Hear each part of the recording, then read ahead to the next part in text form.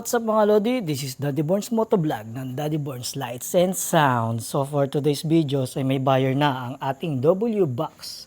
Hindi naman tayo magliliit ng box eh. Malaki pa rin pero bazooka type na D18 galing kay Sir Lem. Sir Lem baka naman, bilis-bilisan mo ng konti. So ito yung W box natin, may cover pa yan. So ito yung fiber niya, ang kapal. Siguro konting punas-punas lang to. Malinis yan. Wala yung gas-gas. And then, lilinisin ko lang itong loob. And then, tatanggalin ko yung WB sa loob. So, ako lang mag-isa dahil gabi na galing kaming SM Bacoor ni Mrs. So, yun. Baklasin ko muna. Let's go!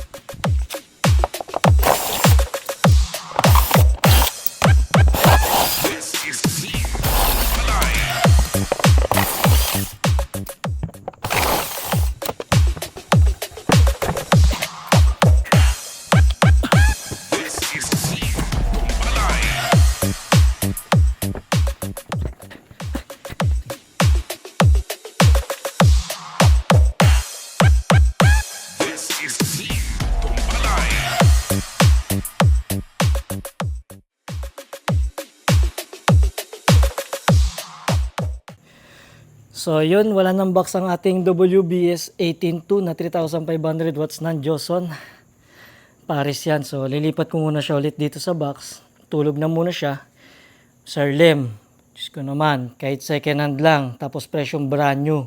Basta pa-deliver mo na dito kagad bukas. So ito yung ating dual mid-high.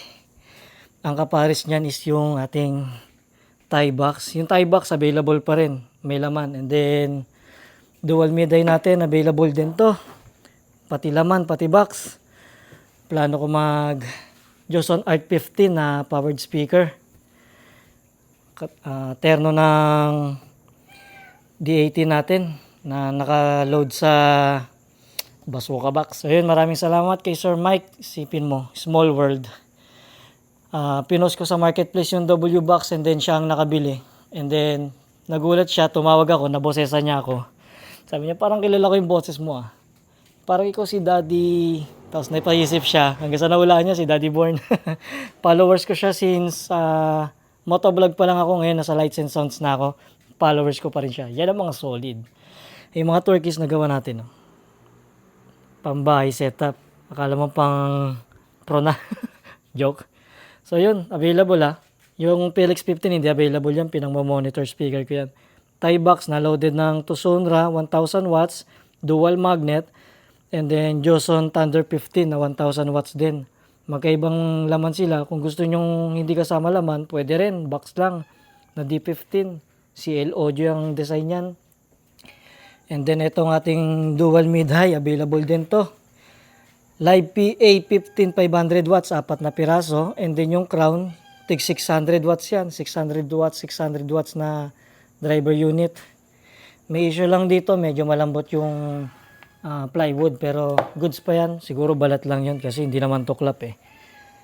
Punas lang yan, maganda pa yan, makinis pa yan. Yung speaker niyan halos brand new pa. Buwan lang yan, siguro mga 2 months pa lang yan or 3 months. Hindi ko rin ganong nagamit yan sa event. So yun lang muna for today's video. Shoutout kay Boss Mike ng Makati. Nag-order ng W box natin na second hand but looks new. Marami lang, so punas lang yun. Maraming salamat sa lahat na sumusuporta kay Daddy Borns Motovlog. Please do like, follow, and share my page. Let's go!